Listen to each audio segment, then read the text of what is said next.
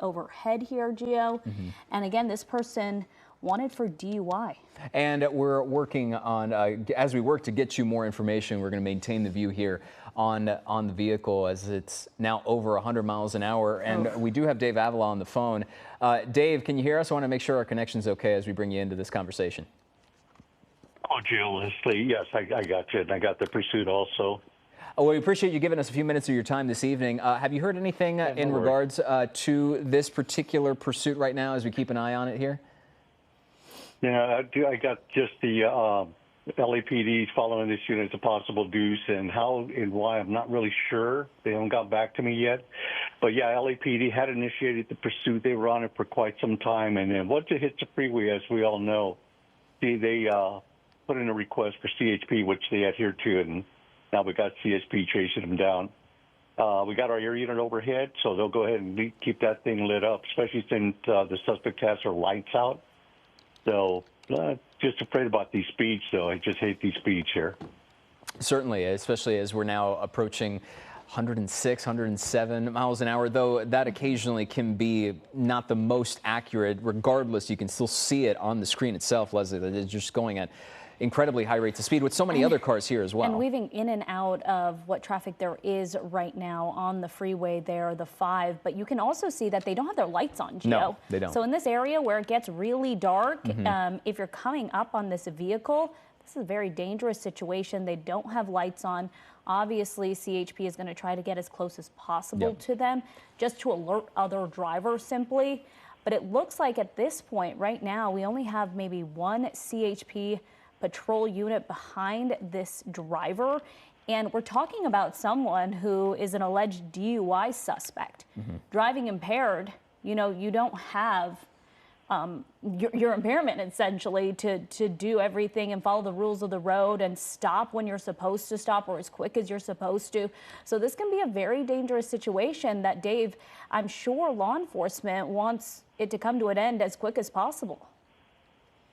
Yeah, you're absolutely right about, driving drunk. I mean, you get this tunnel vision also. So just from what I've talked to, arresting suspects and stuff and going through some of that experience with deuces. They get this tunnel vision. They put the pedal to the metal. They just grab onto that steering wheel and they just punch it and go. So they don't even realize, I don't think, how fast they're going here. But, with the one thing I do like is that the air units overhead, they're lighting up the suspect. Now, what I've mentioned before, too, with if you're out there on a freeway and you see this coming up behind you, if you're lucky enough to see it come up behind you, usually it's after it's already passed you. But, just maintain your speed, just stay in your lane, because if you try to move over to the right, you might get in the way of a black and white or so. It just depends on the situation, but this one here, I think that's what I would do. And the other thing, Dave, I want to go off your point there with regards to safety and the lights, but a quick mention here as it looks like the suspect was initially going south there for a brief moment, and now it's still going south right now after initially we were keeping an eye on. I think our map here is getting a little confused, but we have confirmed that this suspect is going south. You just see the different cities they're passing. Yeah. This is excessive speeds. 100 miles per hour, you can just see how quick this vehicle is moving. They're over in the carpool lane, which hopefully a lot of vehicles, aren't in that lane. They were weaving in and out of traffic, Gio. At this point, it looks like traffic has died down a bit on this Saturday night, but what a dangerous situation going at nearly 100 miles per hour. And the other thing about that too, and Dave will rope you in on this as well, the initial point I was going to make is the fact that because those headlights are not on this vehicle, it almost feels like the spotlight overhead, that's doing a lot of the work there to not just alert other cars that are nearby with regards to traffic, but just to try and maintain eyesight on the suspect and maintain the location on this suspect, but as well as any upcoming cars say, hey, you keep an eye out here because this car might be zooming past you at a moment's notice. Oh, absolutely, absolutely. The TFO, the tactical flight officer, doing a heck of a job keeping that light. They got the iris down and they got it really bright, and they're keeping it right on that vehicle, which is it's a sign of experience actually. So as long as we Yeah, going kind of just slicing through vehicles Yep. there. We're trying to get a good I'm a look. little bit behind you. Yeah, you're just a couple seconds for viewers. Dave Avila, who is on with us, retired LAPD pilot, you are just a few seconds behind us here. But yeah, this car definitely making its way through some tight spaces, through some of these vehicles and some of this traffic, weaving from the carpool lane all the way to the slow lane. Yep. At very dangerous speeds. And also, Dave, it looks like, and maybe you can fill us in more on what the tactical approach is here on a freeway where we see the CHP vehicles sort of keeping their distance from behind, maintaining, and it looks like, forgive me, as we're kind of keeping an eye on this here because we lost sight. They're getting off of the freeway now as we speak. So, okay, now we've entered sort of a new dynamic of this pursuit, but the danger is still the same, if not heightened, because we've caught ourselves in these situations before, Dave, where we see the suspects get off the freeway, and now you're in more residential areas, perhaps people walking out at night, and you maintain these high speeds with traffic lights and everything else. It is incredibly frightening taking a look at this right now. Yeah, absolutely, Gio. Every time like I've always mentioned before, I mean, as dangerous as it is on a freeway, I'd rather see it there than on the streets. And now we're on the streets, so it's still early enough where people are out and about. You know, pedestrians. We got the stoplights, and traveling at 90 plus miles per hour. I doubt they're going to be able to make break in time through these red lights. So we just got to, It looks like they may have a destination, you know, somewhere where they're going. It doesn't appear that they're lost, you know, turning left, turning right, that sort of thing. Oh, coming up to and the intersection. you know, with the CHP, it's like any law enforcement agency. They always err on the side of caution. So if they wanted to pull back, you know, that might be a technique that they're using right now. Every department's different. So, and that may be an attempt to de-escalate the situation, but if it doesn't work, then they'll jump back on it. Yeah, I mean, going 80 miles per hour through the streets of the San Fernando Valley at this point, it just looks like it makes you cringe really watching every time you think this driver is coming up to an intersection. Take a look. Are they going to turn here? It looks like they're going to turn into traffic here. It looks like at least one patrol vehicle was still following this car with lights and sirens. And obviously that helicopter, that airship is making all the difference to alert other drivers, hey, this person is dangerous.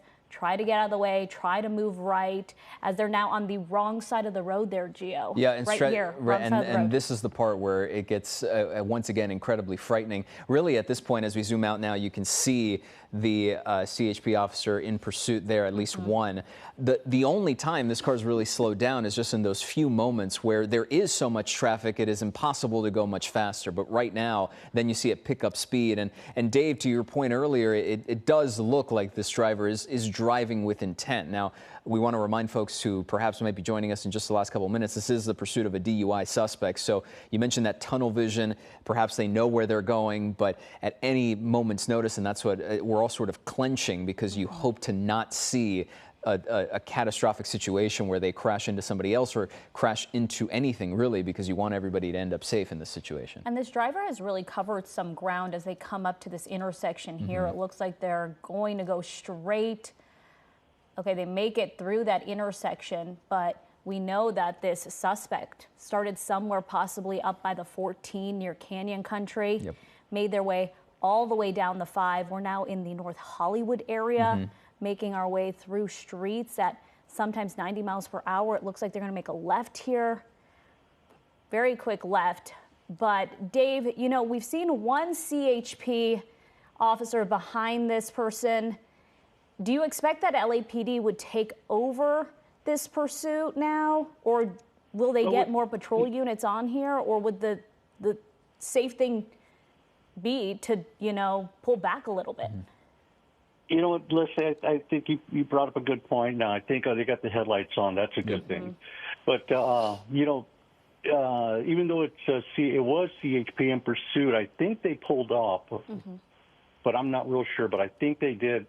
The air unit is also broadcasting that over the local division, which is LAPD North Hollywood Division. So they're keeping everybody appraised of where the suspect is, the description, the direction, all that sort of thing, and what they suspect they have here with this suspect. And so even though you do not see the units right on this suspect's vehicle, believe me, they're on the peripheral. They're out and about in the corners, because if they want to hold back, I don't know if we still have a black and white behind it or not. I know I did see the one CHP unit pull off. Right now, we're zoomed into just the suspect, so I haven't been able to get a more wide-out view to confirm that for you, Dave. But overall, and here we go again, kind of caught in an intersection, proceeding forward. This is about the only time you really see this suspect slow down before then rapidly accelerating. Still in the North Hollywood area. Those headlights did come on briefly, so yeah, and they just turned off again. And they just turned off again. So, you know, who knows what the mindset is of the driver right now, but you can see that they're still maintaining, at least from that aerial perspective, that spotlight over top, and have not lost sight of this driver at least once. So you see him kind of approaching. Oh, but take a look. They're going into a shopping area, and this is a pretty large parking garage here in North Hollywood. And if they end up in there, we're not going to be able to see if they then take off. And there they go. They went into that shopping center there in North Hollywood on Oxnard, near Victory, right near the freeway there. Very busy shopping center. So at this point, we can't, you know, make out where this driver is. But you better believe that law enforcement knows exactly they know where exactly they are where they went, and are going to try to get a ground crew there, hopefully. Yeah, and what they'll do right now is that the area, you know, just maintain like a large orbit. They'll try to keep all the four corners covered. They'll redirect a unit into the north end, the south end, that sort of thing. But we did have a black and white that was in the vicinity, I've been told, and not sure if he's going to go inside. He may be inside, but yeah, this is what I was talking about earlier, guys, and that was that it just looked like this driver knew exactly where they were heading. They weren't, like I said, turning left or right or anything like that. But yeah, I'm afraid we may have a little bit of work on our hands here trying to find this suspect. At least there is, and perhaps, and Dave, you can correct me if there is some solace in the fact that now this suspect, you know, we're zooming out right now so you can really see just how large this structure is. It is massive, so the potential, who's to say what the suspect is doing, maybe dropping off the car, leaving, who knows, but, you know, it's just the safety when it comes to, obviously, the traffic is now done, so I imagine they're just establishing a perimeter, trying to, like you said, close all the corners and just kind of tighten things up here to close in on this suspect, wherever they may be. The thing is, right now, is from what we're seeing, and not really noticing a lot of cars, at least on the top of the structure. Right. That, yeah, I think that suspect here is just going to park that car and just go on foot here. Much as I hate to say that, but I also am glad he's off the streets, or he or she, I'm not sure which one it is off the streets, which means that we're not so worried about pedestrians being hit or a collision or anything like that. So it's kind of a hard thing to call. Yeah, but it truly I just hope the units get in there. And you can see it looks like there's some people just standing right outside the entrance of that, you know, parking garage, probably noticing the news choppers. They're also noticing the LAPD helicopter there in that area. But this is a very busy shopping center there on Laurel Canyon. Take a look. You can see one LAPD patrol car has now made its way there. They have that spotlight, so they're going to try searching now.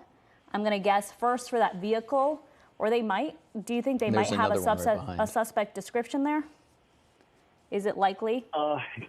You know what? If nothing else, they have the vehicle description. More than likely, they have a plate. So they'll find the vehicle, and then they, you know, anything else, maybe they'll impound the vehicle and try to get prints. But as far as it goes now, there's certain ways that as a law enforcement officer, there's certain things you look for at anybody walking around. You know, it's I don't want to get all into it, but it's, you know what I'm talking about. If they look like they're looking over their shoulder, that sort of thing. Yeah, we see two. so far, we've seen 2 LAPD cruisers there set themselves up either at entrances or potential avenues of the parking structure. But you're taking another look at it right now. It looks like we're seeing and zooming in on a 3rd one here. But we're seeing sort of the tactics unfolding in front of us here as one goes inside the structure. The other 2 are positioned sort of at the entryway or exitway of another point in the structure. And really not a lot of people, but they are very clearly aware of what's going on. At least a few of them are, as they're trying to keep an eye on what we're seeing here. But no sign of the suspect so far, and we're not going to be able to see it from this vantage point at all. But so far, it looks like law enforcement has things sort of under control. Yeah, there's some people on the rooftop of this parking garage that I'm sure are wondering what is happening here. But at this point, this is the pursuit of an alleged DUI suspect. We know the vehicle that police were pursuing all the way from Canyon Country down to here, the North Hollywood area. That driver made their way inside this very busy parking garage. LAPD has now surrounded the parking garage. They're going to begin to search for that suspect, and hopefully they'll be able to find that person. But at this point, this may take a while. So for now, we're going to get to other news, but we're going to keep our eye on this situation and keep you updated out of North Hollywood. And our thanks to Dave for giving us so much of your time this evening. Sure. Wish I could give you more, but yeah, no problem. Thank you, Dave. Anytime.